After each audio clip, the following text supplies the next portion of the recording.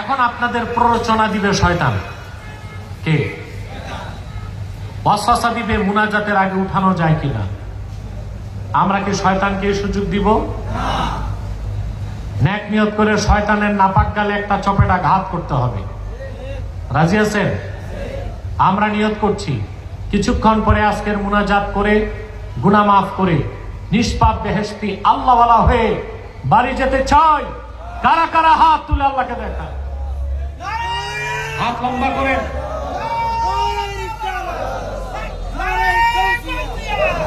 আল্লাহ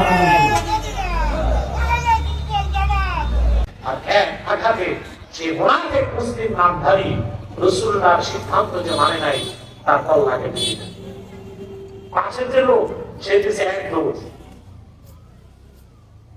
এই যদি হয় তার বিচার আমার বিচার আর কত সোজা দৌড়িয়ে চলে গেছে মসজিদ নববীতে, থরথর করে কাঁপতেছে। আল্লাহর হাবিব বলেন কি হলো? সে বলে ইয়া রাসূলুল্লাহ সাল্লাল্লাহু আলাইহি ওয়াসাল্লাম বিচারের জন্য আমার কাছে পাঠিয়েছেন, সে তো গর্দান কেটে দিয়েছে ওই লোকে। আমি কোন রকম জান নিয়ে পালায় আসছি। আল্লাহ হাবিব বললেন মা জানাতু আন্না উমার ইয়াশতারি ওয়ালা কতল মুমিন, আমি ধারণা করতে পারি নাই একজন মুমিনের গর্দান ওমর কাটতে পারে। সারা মদিনাতুল মুনাওয়ারায় হইচই পড়ে গেল, ওমর একজন মুসলমানকে হত্যা করেছে। কথাটা শুনে হযরত ওমরের মনটা খারাপ হয়ে গেছে। আসলে কি আমি কোন মুসলিমকে মেরে ফেললাম? আল্লাহ তাআলা দেরি করলেন না, ওমরের পক্ষে আয়াত নাযিল হয়ে গেল।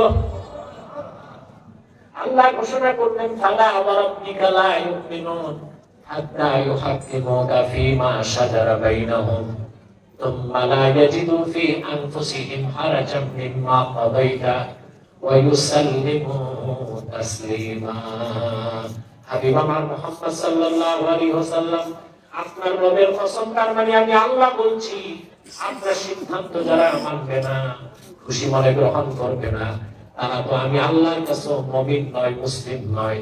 ওমর কোন মুসলমানকে হত্যা করে নাই, মুসলিম নামধারী মুনাফিককে হত্যা করেছে। তাহলে রাসূলুল্লাহর ইত্তেবা বা অনুসরণ কি বুঝতেছেন? কথা বলেন।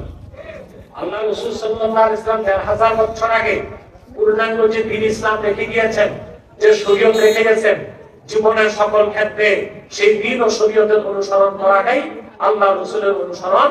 আর আল্লাহ রাসূলের অনুসরণটাই আল্লাহর ভালোবাসা, আল্লাহর আনুগত্য, আল্লাহকে পাওয়ার সবচেয়ে বড় মাধ্যম বলে সুবহানাল্লাহ।